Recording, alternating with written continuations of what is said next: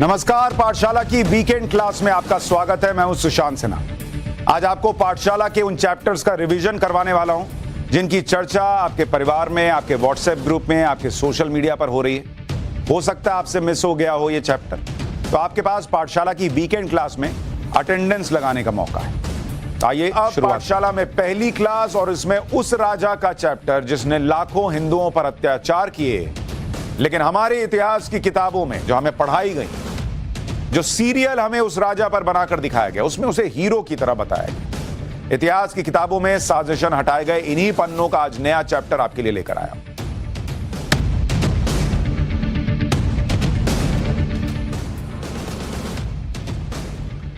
जब भी भारत के इतिहास की बात होती है तो बात मुगलों से शुरू होती है और मुगलों पर ही खत्म हो जाती है।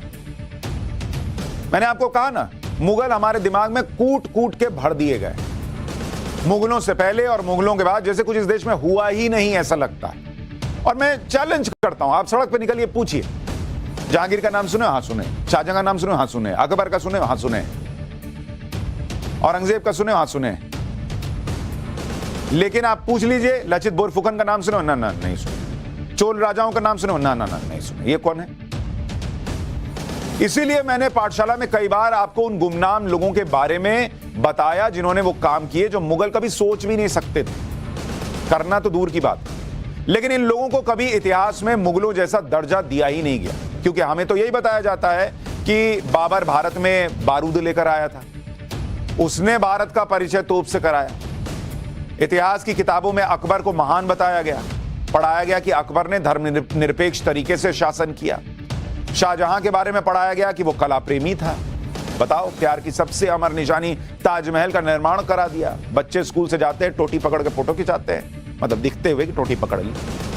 इतिहास की किताबों में जहांगीर के बारे में बताया गया कि वो बहुत न्यायप्रिय था।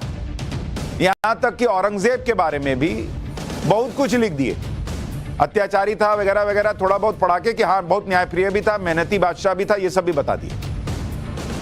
इन सभी के बारे में इतिहास की किताबों में पन्ने भर भर दिए गए। लेकिन जब बात पन्नों के, भारत के असली नायकों के नाम बताने, उनके काम बताने के आई, उससे पन्ने भरने के आई, तो ऐसा लगता है जैसे इतिहास लिखने वालों की याददाश्त चली जाती है, वो गजनी बन जाती है, उनको समझ ही में नहीं आता क्या लिखना है। फिर 15 मिनट बाद याददाश्त आती है, फिर मुगल के बारे में लिखने लगते हैं। और इसलिए हम आपको पाठशाला में उन भूले हुए नायकों के बारे में बताते रहे। जैसे हमने राजा सुहेलदेव के बारे में बताया, जिन्होंने लगभग 1000 साल पहले आक्रांता महमूद गजनवी के भतीजे सालार मसूद को बहराइच के युद्ध में मार गिराया था। लेकिन राजा सुहेलदेव को भुला दिया गया। इतिहास लिखने वाले गजनियों को याद ही नहीं रहा कि इसके बारे में भी लिखना है, इनके बारे में भी लिखना है, जबकि सालार मसूद की मजार बना दी गई।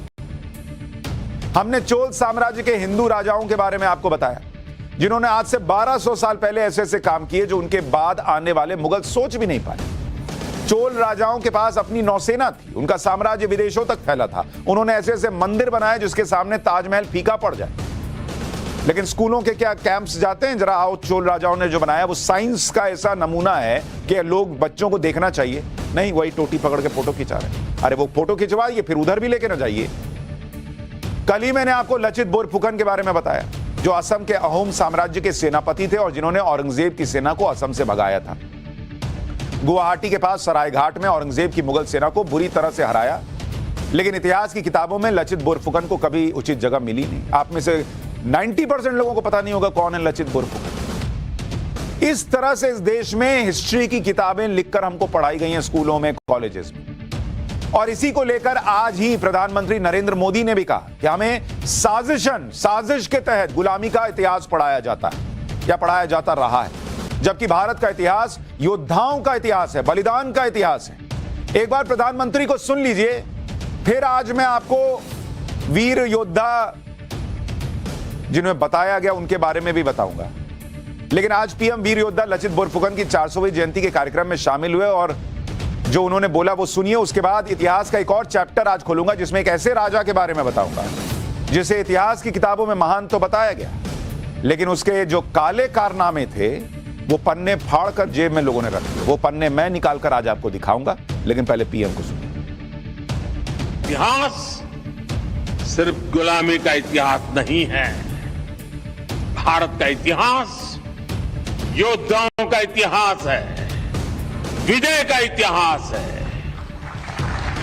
भारत का इतिहास अत्याचारियों के विरुद्ध अभूतपूर्व शौर्य और पराक्रम दिखाने का इतिहास है। भारत का इतिहास जय का है, भारत का इतिहास जंग का है, भारत का इतिहास त्याग का है, तप का है, भारत का इतिहास वीरता का है, बलिदान का है, महान परंपरा का है। लेकिन दुर्भाग्य से हमें आजादी के बाद भी वही इतिहास पढ़ाया जाता रहा जो गुलामी के कालखंड में साजिशन रचा गया था।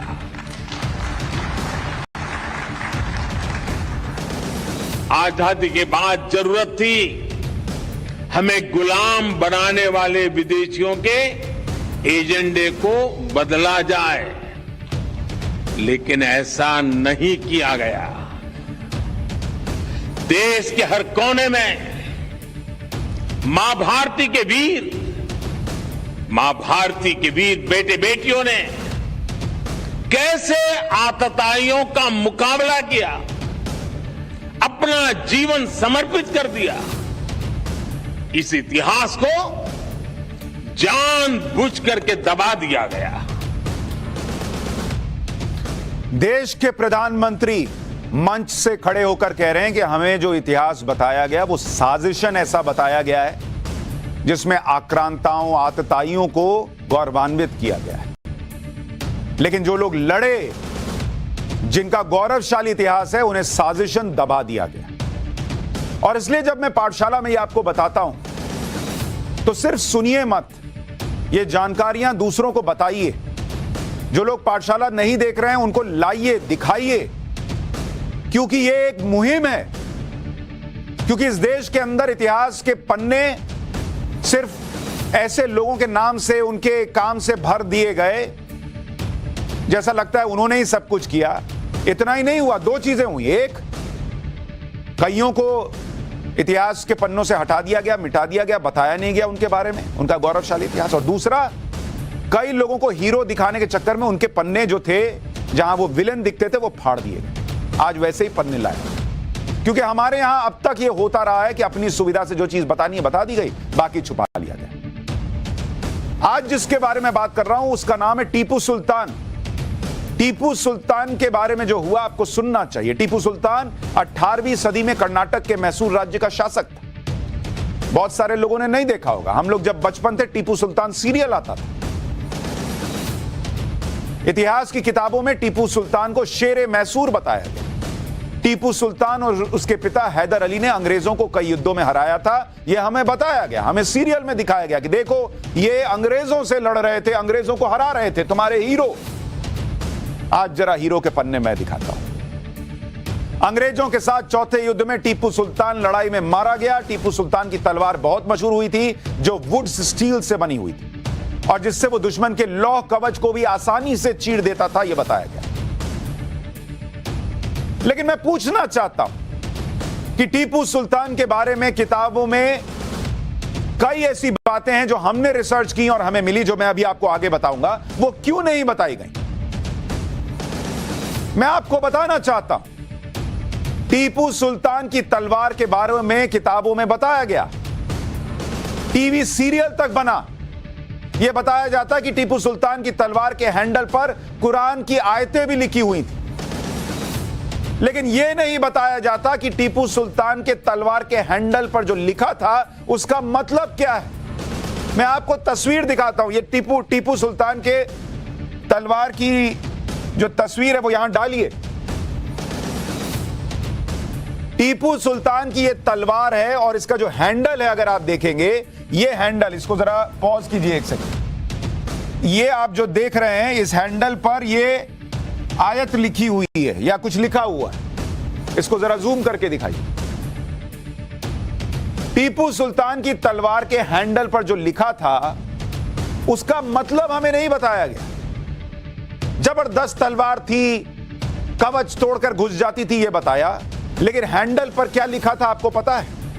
हैंडल पर लिखा था, मेरी विजयी तलवार काफिरों के विनाश के लिए चमक रही है। इस देश के अंदर जिस आदमी को हीरो बता रहे हैं, उसका यह हिस्सा क्यों नहीं बताया कि वो तलवार पर लिखता था कि काफिरों के विनाश से चमक रही है तलवार? ये क्यों नहीं बताया? इतिहास की किताबों में टीपू सुल्तान को महान और बहादुर बताया गया, पर यह क्यों नहीं बताया गया कि वो दक्षिण भारत का औरंगजेब था? इतिहास के पन्ने कहते हैं कि वो दक्षिण भारत का औरंगजेब था। टीपू सुल्तान के बारे में दावा किया जाता है कि उसने अपने राज में हजारों महिला, पुरुष, बच्चों का कत्लेआम किया। जिन्होंने ये बातें बताई उनके बारे में उन्होंने जो लिखा वो क्यों नहीं बताया गया? और इतना ही नहीं, अत्याचार ही नहीं किया, फिर उन्हें गुलाम बनाया। टीपू सुल्तान ने सैकड़ों हिंदू मंदिरों को ध्वस्त किया और मैंगलोर, कुर्ग, कोयंबटूर, केरल जैसी जगहों पर हजारों लोगों का धर्मांतरण किया, यह दावा किया जाता है। यह क्यों नहीं पढ़ाया गया हमें? सीरियल में क्यों नहीं दिखाया? टीपू सुल्तान ने न सिर्फ हिंदुओं बल्कि ईसाइयों पर भी अत्याचार किए, यह दावा करने वाले इतिहासकारों के पन्ने क्यों नहीं पढ़ाए गए? उसने चर्च नष्ट किए, जलाए, उनका धर्मांतरण किया, यह कहां चला गया? सीरियल बनाने वालों को नजर नहीं आया कि यह भी तो दिख रहा है कहीं कहीं? टीपू सुल्तान का यह क्रूर चेहरा किताबों में नहीं बताया जाता। क्यों? तभी तो प्रधानमंत्री कह रहे हैं कि साजिशन, इतिहास के पन्ने जो पढ़ाए गए हैं उसमें साजिश की बू आती है। टीपू सुल्तान ने 1788 में कर्नाटक के कोडागु यानी तब के कुर्ग पर हमला किया था।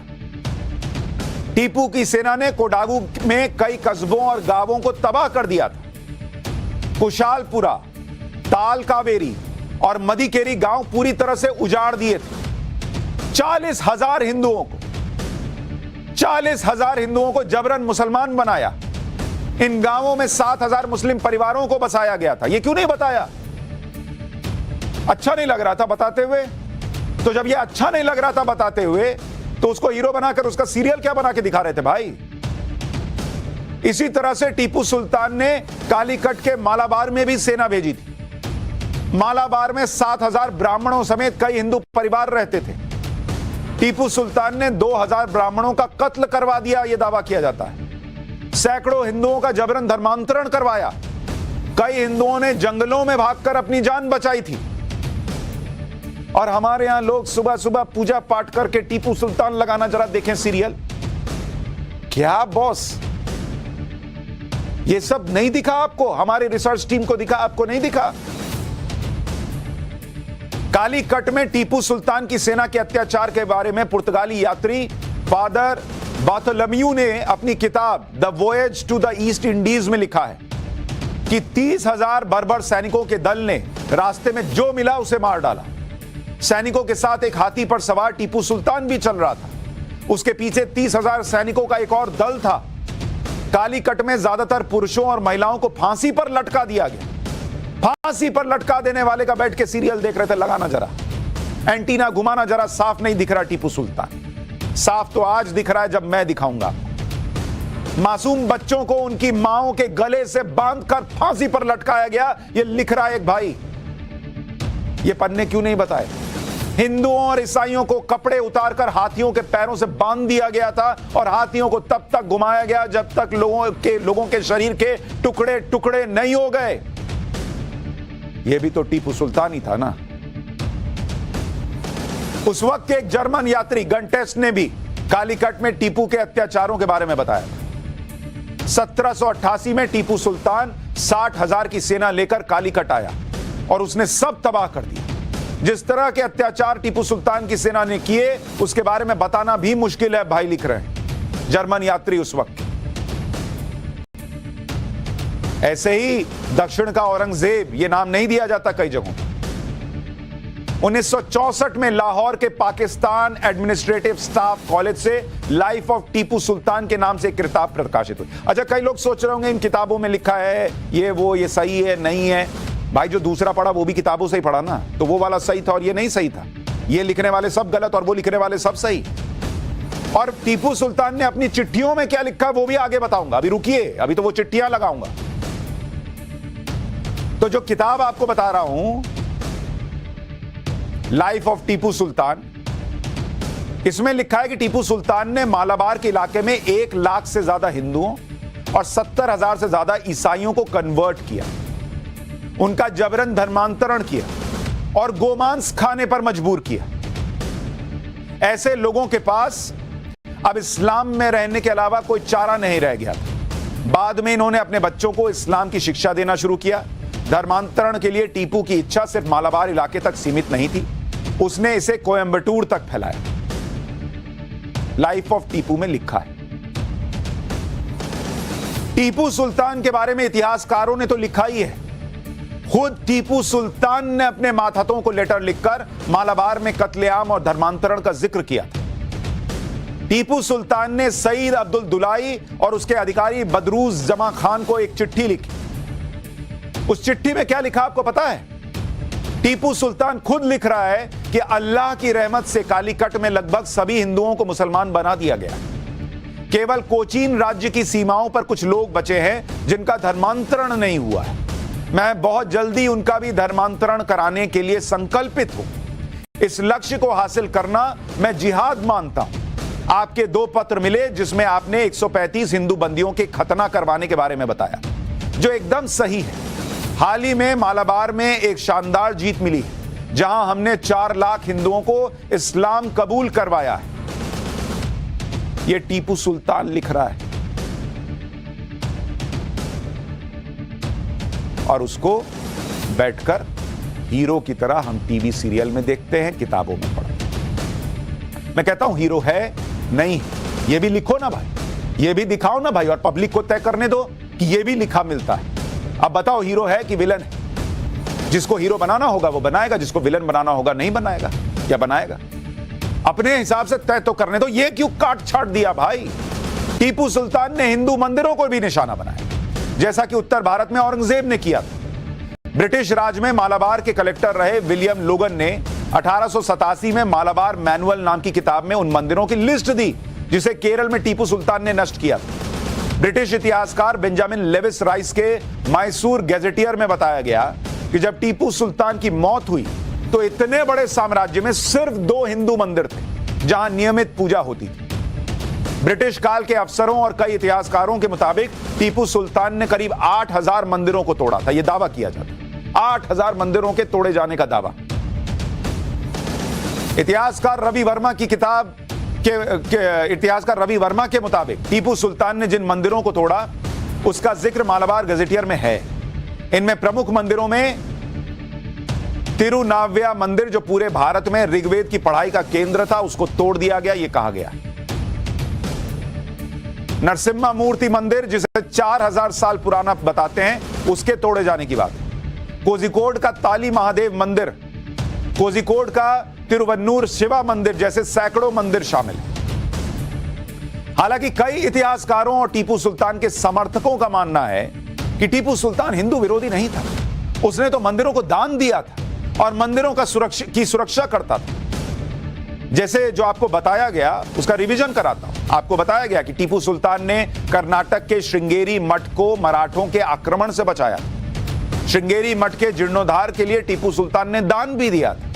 टीपू सुल्तान ने अपनी राजधानी श्रीरंगपट्टनम के श्रीरंगनाथ मंदिर को भी चांदी का पात्र दान किया था। इसके अलावा नंजनगुड़ा में स्थापित नंजुंडेश्वरा मंदिर में मूर्ति स्थापित करवाई। लेकिन कई इतिहासकारों का मानना यह भी है कि टीपू सुल्तान ने कुछ मंदिरों के साथ जो दरियादिली दिखाई वो उसकी रणनीति का हिस्सा था, क्योंकि टीपू सुल्तान अंग्रेजों के साथ तीसरे युद्ध में बहुत कमजोर पड़ गया था। उसके सामने मराठा निजाम और अंग्रेजों की चुनौती थी।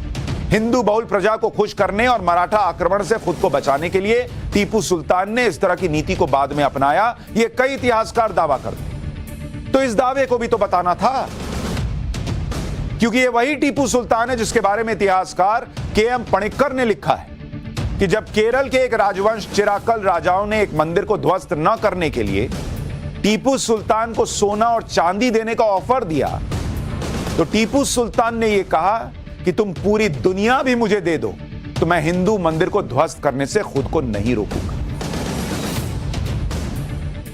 पूरी दुनिया की दौलत दे दो तब भी हिंदू मंदिर को ध्वस्त करने से नहीं रोकूंगा, ये इतिहासकार लिख रहे हैं। और सिर्फ कुछ मंदिरों के लिए जो किया वो बताकर ये बता दिया गया कि अरे यहां हिंदू लेके चलता था भाई। और ये पिछला सारा जो बता रहे हैं, ये जो लिखा हुआ ये क्या है? टीपू सुल्तान ने अपनी राजधानी श्रीरंगपट्टनम में एक जामा मस्जिद बनवाई थी। मस्जिद बनाने के लिए मंदिर को तोड़ा गया था। 1935 के आर्कियोलॉजिकल सर्वे की रिपोर्ट में इस बात का जिक्र है। इस रिपोर्ट में लिखा है कि टीपू सुल्तान ने आंजनेय मंदिर को तोड़कर उसकी जगह जामा मस्जिद बनाने का आदेश दिया, जिसके बाद आंजनेय मंदिर को तोड़ा गया और मंदिर में रखी देवी देवताओं की मूर्तियों को तोड़कर उससे जमीन को समतल किया गया। ये बातें सुनकर आपको याद आ रहा, जब मैं औरंगजेब का इतिहास बता रहा था तो क्या बातें आई थी? ऐसी चीजें सुनी थी आपने तब? औरंगजेब और टीपू सुल्तान का कनेक्ट जो लोग कहते हैं दक्षिण का औरंगजेब, समझ में आ रहा है। और उस जमीन पर जामा मस्जिद का निर्माण किया गया। इस मस्जिद में एक मदरसा संचालित होता है, जिसके बारे में 2004 में एएसआई का एक पत्र सामने आया था, जिसमें एएसआई ने मदरसे को अवैध कहा था। टीपू सुल्तान के अत्याचार सिर्फ हिंदुओं तक सीमित नहीं थे। टीपू सुल्तान ने ईसाइयों का भी जबरन धर्मांतरण करवाया और कई चर्च भी तोड़े। 1820 से 1827 तक मद्रास के गवर्नर रहे मेजर जनरल थॉमस मुनरो ने लिखा कि टीपू सुल्तान ने कर्नाटक में 27 कैथोलिक चर्च गिराने का आदेश दिया। मैंगलोर में 60,000 ईसाइयों को गिरफ्तार कर लिया था। इन सभी को मैंगलोर से श्रीरंगपट्टनम ले जाया गया। इस दौरान 20,000 ईसाइयों की मौत हो गई। 30,000 ईसाइयों को जबरन धर्मांतरण से मुस्लिम बनाया था और सैकड़ों की हत्या की थी। श्रीरंगपट्टनम में ईसाई महिलाओं की शादी जबरन मुसलमानों से करवाई गई। इस दौरान जो भी विरोध करता था उसके नाक, कान और होठ काट दिए जाते थे। अगर कोई भागते हुए पकड़ा जाता था तो टीपू के आदेश पर उसके पैर, एक हाथ, नाक और कान को काट दिया जाता था। 1799 में चौथे एंग्लो मैसूर युद्ध में टीपू सुल्तान की मौत के बाद कर्नल विलियम किर्क पैट्रिक को फारसी में टीपू की हैंडराइटिंग में लिखे 2000 से ज्यादा लेटर मिले थे। इन चिट्ठियों में टीपू ने हिंदुओं को काफिर के तौर पर बताया था और अंग्रेजों को ईसाई बताया, जिसके सफाए और फिर धर्मांतरण की जरूरत टीपू ने बताई, जिससे भारत में इस्लामिक राज को स्थापित किया गया। 1782 में राज संभालते ही टीपू ने सबसे पहला काम किया था कि उसने शहरों और कस्बों को का हिंदू नाम बदलकर इस्लामिक नाम रखना शुरू किया। जैसे मैसूर को नजरबाद किया, मैंगलोर को जलालाबाद किया, कोझिकोड को इस्लामाबाद का नाम दे दिया। टीपू ने सरकारी कामकाज की भाषा कन्नड़ और मराठी से फारसी कर दी। टीपू सुल्तान ने इस्लामिक नियमों के हिसाब से कैलेंडर बनाए। वजन और दूरी मापने के पैमाने भी इस्लामिक आधार पर कर दिए गए थे।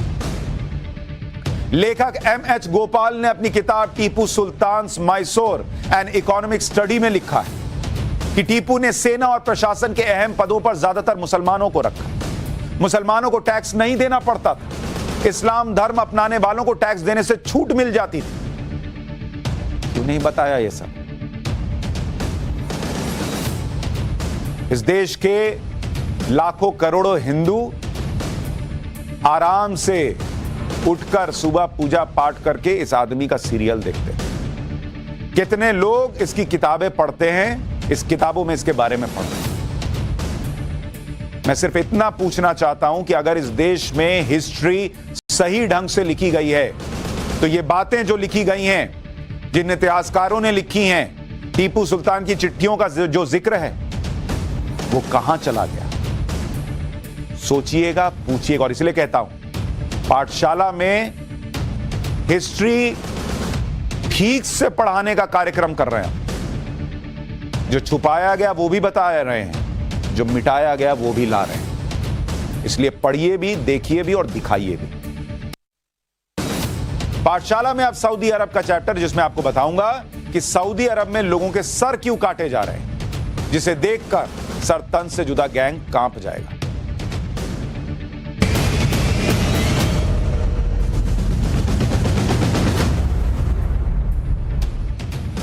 सऊदी अरब ऐसा देश है जहां मौत की सजा बहुत सामान्य है। सऊदी अरब में इस साल अब तक 144 लोगों को मौत की सजा दी जा चुकी है। और यह खबर आपको इसलिए बता रहा हूं कि हमारे यहां जो लोग सोचते हैं, कहते हैं भारत में डर का माहौल है, सरकार ये कर रही है, वो कर रही है, यहां तो आप खुले में सरतन से जुदा के नारे लगा रहे हैं। लेकिन सऊदी अरब में देखिए किन बातों पर मौत की सजा दी गई। 144 लोगों को मौत की सजा दी गई है सऊदी अरब के अंदर। 10 नवंबर से 22 नवंबर के बीच, 10 नवंबर से 22 नवंबर इसके बीच 17 लोग मौत की सजा मिली।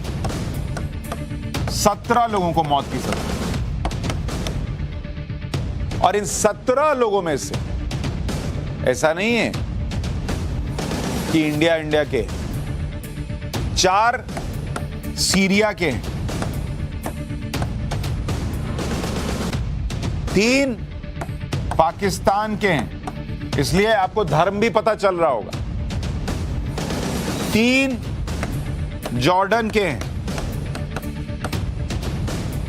और 7 सऊदी अरब के ही नागरिक हैं।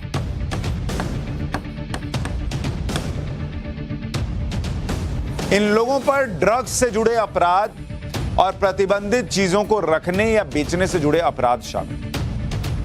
ड्रग्स रखा तो मौत की सजा और गर्दन उड़वा दी। इतना ही नहीं, मार्च के महीने में एक दिन में 81 लोगों को मौत की सजा दी गई। इसकी पूरी कहानी भी आपको बताऊं। इस साल जिन 144 लोगों को मौत की सजा दी गई, उसमें से 47 लोगों पर राजनीतिक साजिश रचने का आरोप था। 56 लोग हत्या के अपराध में शामिल थे। ज्यादातर केस में तलवार से सिर काटकर मौत की सजा दी गई। सिर काट दिए तलवार से, ये नहीं कोर्ट ने कहा फांसी, नहीं, सीधा काट दिए सर। तो हमारे यहां जो लोग कहते हैं यूसीसी नहीं आएगा, हमारे यहां का मुसलमान शरिया में जो लिखा है वो मानेगा, देखिए शरिया कानून से जब देश चलते हैं तो क्या होता है, ये सब भी मानिएगा। गर्दन काट दिए। साल 2021 में 67 और साल 2020 में 27 लोगों को मौत की सजा सुनाई गई थी सऊदी अरब में। सऊदी अरब में शरिया कानून चलता है, वहां नशे से जुड़े अपराध को बहुत गंभीरता से लिया जाता है। इन अपराधों के लिए वहां 0 टॉलरेंस है, 0। वहां इसके लिए मौत की सजा का प्रावधान। सऊदी अरब के कानून के मुताबिक नशीले पदार्थों की तस्करी करने वाले या उसे सऊदी अरब में लाने वालों के लिए मौत की सजा है। दूसरे देश से नशीले पदार्थ की तस्करी करने वाले शख्स के लिए भी मौत की सजा का प्रावधान है। तस्कर से नशीला पदार्थ खरीदने वाले डीलर को भी मौत की सजा हो सकती है। सऊदी अरब के नारकोटिक्स कानून के मुताबिक पहली बार पकड़े जाने वाले और बार-बार पकड़े जाने वाले अपराधियों के लिए अलग-अलग सजा का प्रावधान है। अगर आप पहली बार नशे का कारोबार करते हुए पकड़े गए तो जेल होगी, आपको कोड़े मारे जाने की सजा मिल सकती है। और वो कोड़ा इतना आसान नहीं है बॉस, लगेगा ना तो मुंह से आवाज भी चली जाती है, इधर से कनेक्शन कट जाता है, इतना दर्द होता है। या फाइनेंशियल फाइन लगता है, जेल, कोड़े, फाइन तीनों झेलने पड़ सकते हैं। अगर कोई बार बार ये अपराध करता है तो सजा बढ़ जाती है और मौत की सजा भी हो सकती है। हालांकि सऊदी अरब में नशा करने वाले के लिए मौत की सजा का प्रावधान नहीं। नशीला पदार्थ या ड्रग्स लेने वाले को 2 साल की सजा हो सकती है या फिर जज जो फैसला सुनाए उसके मुताबिक सजा हो सकती है। अगर कोई विदेशी नागरिक ड्रग्स लेता है तो उसे डिपोर्ट कर दिया जाता है। अगर कोई छात्र नशा करते पकड़ा जाता है तो उससे नरमी बरती जाती है, उसे 3 महीने से ज्यादा की सजा नहीं हो सकती, या फिर उसे 50 कोड़े मारे जाने की सजा दी जाती है। ये ड्रग्स है। हमारे यहां इंडिया में जिन लोगों ने सर तन से जुदा कर दिया वो आज भी जेल में ही होंगे। अभी तो केस चल ही रहा होगा, अभी तो चार्जशीट फलाना ढिमकाना चलेगा, वहां काट देते हैं शरिया कानून। सऊदी अरब में ड्रग स्मगलर के खिलाफ लड़ते हुए या उसे पकड़वाते हुए किसी की मौत होती है तो उसे शहीद का दर्जा दिया जाता है। वहां नशे से जुड़ी चीजों को बहुत खराब माना जाता है। सऊदी अरब में एक दिन में 81 कैदियों को मौत के घाट उतार दिया गया और यह तब हुआ जब साल 2018 में सऊदी अरब के प्रिंस मोहम्मद बिन सलमान ने कहा था कि वो देश के जस्टिस सिस्टम को पूरी तरह से बदल रहे हैं और मौत की सजा को सीमित करेंगे। सीमित करने पे इतने लोगों को मार दिया। तब उन्होंने कहा था कि प्रशासन ये देख रहा है कि हत्या जैसे गंभीर अपराध में ही मौत की सजा दी जाए। कई लोगों का मानना है कि सऊदी अरब में आए इस बदलाव के पीछे 2 महीने पहले का केस जुड़ा हुआ है। इस साल अगस्त में सऊदी अरब पुलिस ने रियाद के एक वेयर हाउस से 4.6 करोड़ नशीली गोलियों के साथ 8 लोगों को गिरफ्तार किया। यह अब तक की सबसे बड़ी रेड थी जिसमें 8,000 करोड़ की कीमत की नशीली गोलियां जब्त की। रेड में जो लोग पकड़े गए उसमें से 2 पाकिस्तान और 6 सीरिया के नागरिक थे। इसके बाद 2 महीने में इन लोगों के केस का निपटारा किया गया। कोर्ट ने इन्हें दोषी मानते हुए मौत की सजा सुनाई। इसी साल 12 मार्च सऊदी अरब में एक दिन में 81 लोगों को मौत की सजा दी गई। सऊदी अरब के गृह मंत्रालय ने इन 81 लोगों के नाम भी छापे। सिर्फ मौत की सजा नहीं हुई, इनका नाम छपा। यह बताया गया कि ये लोग मर्डर, आतंकवादी संगठनों से कनेक्शन और अधिकारियों और प्रवासियों को टारगेट करने के आरोप में दोषी साबित हुए। इसके अलावा कुछ ऐसे अपराधी भी थे जिन पर दंगा और अशांति फैलाने, पुलिस कर्मियों की हत्या करने, लैंड माइंस प्लांट करने, हथियारों की स्मगलिंग के आरोप।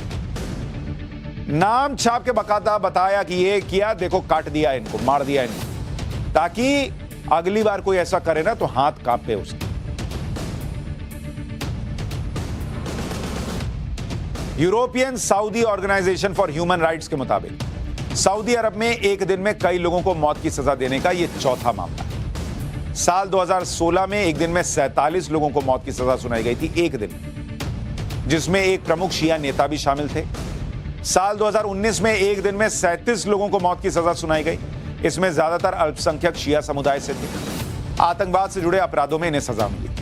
इससे पहले साल 1980 में मक्का की मस्जिद पर हमले के 63 दोषियों को एक साथ मौत की सजा दी गई। और हमारे यहां निर्भया के रेपिस्ट को भी फांसी पर लटकाने में 8 साल लग जाते।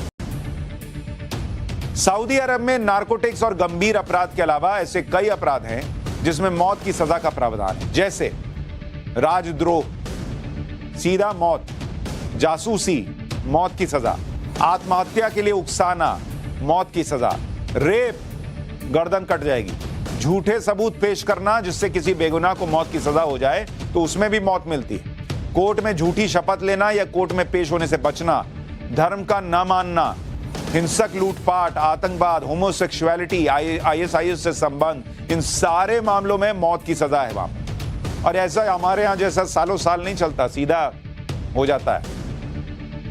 कमाल की बात यह है कि एक तरफ सऊदी अरब दुनिया की सबसे महंगी और हाईटेक शहर है, नियोम सिटी बन रहा है। यह शहर 170 किलोमीटर लंबाई में बनाया जा रहा है। इसमें पेट्रोल डीजल की कोई कार नहीं होगी। यहां स्कूल, कॉलेज, अस्पताल, मॉल सब कुछ 5 मिनट की दूरी पर होंगे। सोलर एनर्जी से पूरे शहर में बिजली की सप्लाई होगी। और भी बहुत सारी खासियतें हैं इस शहर में। सऊदी अरब इस शहर की पब्लिसिटी के लिए करोड़ों अरबों रुपए सिर्फ विज्ञापन पर खर्च कर रहा है। दुनिया भर के लोगों को इसमें रहने के लिए दावत दे रहा है और दूसरी तरफ वो लोगों को गला काटने वाली सजा दे रहा है। अब ऐसे में कौन लोग इस शहर में शरिया कानून के साए में रहना चाहेंगे, ये बताइए। तो हमारे यहां जिन लोगों को शरिया कानून समझ में आता है वो भी देखें कि भारत में आपको खुद को बेगुनाह साबित करने का कितना मौका मिलता है, भारत में कितनी लिबर्टी है, भारत में आप सरकार को क्या नहीं बोल सकते और वहां क्या हो रहा है।